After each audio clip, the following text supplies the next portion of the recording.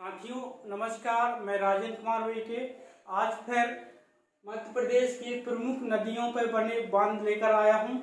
और इस प्रकार के प्रश्न परीक्षा में बहुत बार पूछे जाते हैं और कभी कभी तो हमको याद रहने के बावजूद ही बहुत डाउट रहता है।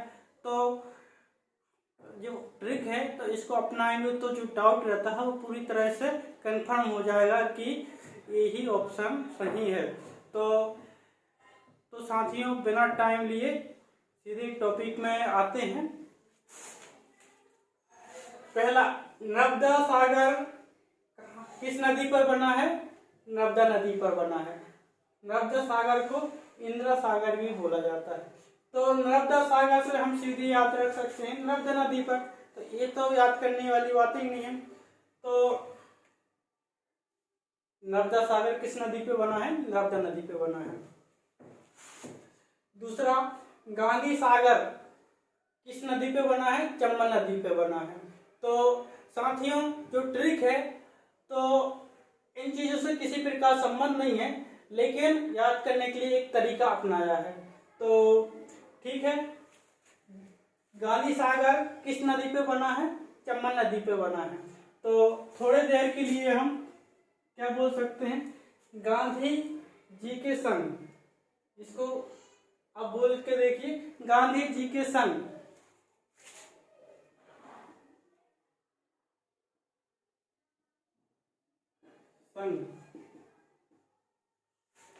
तो हम नोटों में देखे हैं, चित्रों में देखते रहते हैं, गांधी जी के साथ में चरखा के साथ गांधी जी रहते हैं। तो चरखा से हम क्या याद कर सकते हैं? चंबल। चरखा से चंबल याद कर सकते हैं। तो ये भी याद रख सकते हैं, इसको भी। तीसरा, जवाहर सागर किस नदी पे बना है? चंबल नदी पे बना है। तो इसको हम कैसे याद रखेंगे? अब थोड़ी देर के लिए बोलिए, जब बाहर जाते हैं तो साथ में क्या रहती है? जब बाहर जाते हैं तो संग में क्या रहती है? तो साथियों हम जब घर से बाहर जाते हैं तो ताला लगा के चाबी जेब में रखकर निकल लेते हैं, या तो फिर कहीं बाहर गाड़ी या साइकिल से जा रहे हैं तो गाड़ी की चाबी उठाएंगे, साइकिल की चाबी उठाएंगे और जेब में रख के ताला लगा के चाबी रख के बाहर चल जाएंगे। तो हम चाबी लेकर बाहर जाते हैं। तो चाबी से चंबल। जवाहर सागर किस नदी पे बना है? चंबल नदी पे बना है। तो ये भी आसानी से याद कर सकते हैं। चौथा, राणा प्रताप सागर किस नदी पे बना है? चंबल नदी पे बना है। तो हम कैसे याद रखेंगे? महाराणा प्रताप संग कौन रहता था? उनका घोड़ा रहता था। घोड़ा का क्या नाम है? चेतक था।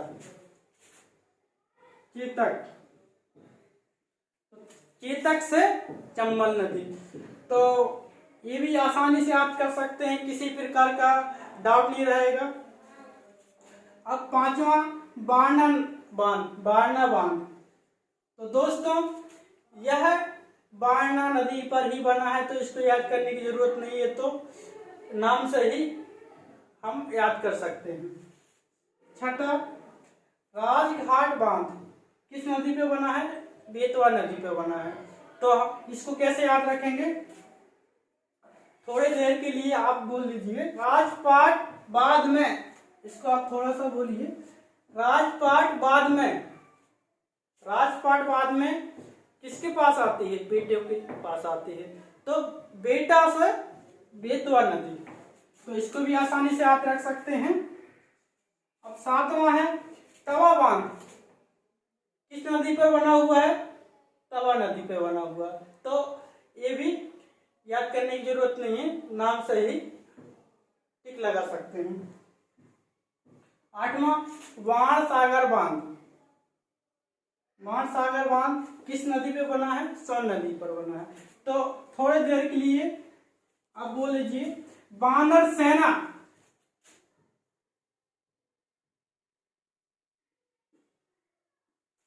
बानर सेना।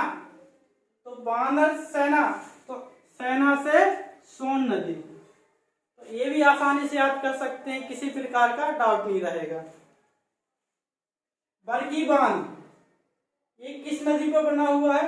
नर्मदा नदी पे बना हुआ है। तो इसको हम कैसे याद रखेंगे? बरगद, यहां तक तो लिखा हुआ है लेकिन दा नहीं है, तो हम ऑप्शन में देख लेंगे कि लास्ट में दा किसके यहाँ है। तो दा से नर्मदा नदी में लास्ट में दा रहेगा, तो हम आसानी से नर्मदा नदी पर टिक लगा सकते हैं। तो ये भी आसानी से याद रख सकते हैं। 10वां, ओमकारेश्वर बांध किस नदी पे बना है? नर्मदा नदी पर बना है। तो हम इसको कैसे याद रखेंगे? ओम नमः शिवाय, तो नमः से नर्मदा नदी। तो इसको भी हम आसानी से याद रख सकते हैं, किसी प्रकार का डाउट नहीं रहेगा। तो साथियों, आज इतना ही। अगर आपको वीडियो अच्छी लगी हो तो लाइक, कमेंट एवं शेयर करिए, और इस प्रकार की वीडियो से जुड़ने के लिए हमारे चैनल को सब्सक्राइब करें। धन्यवाद।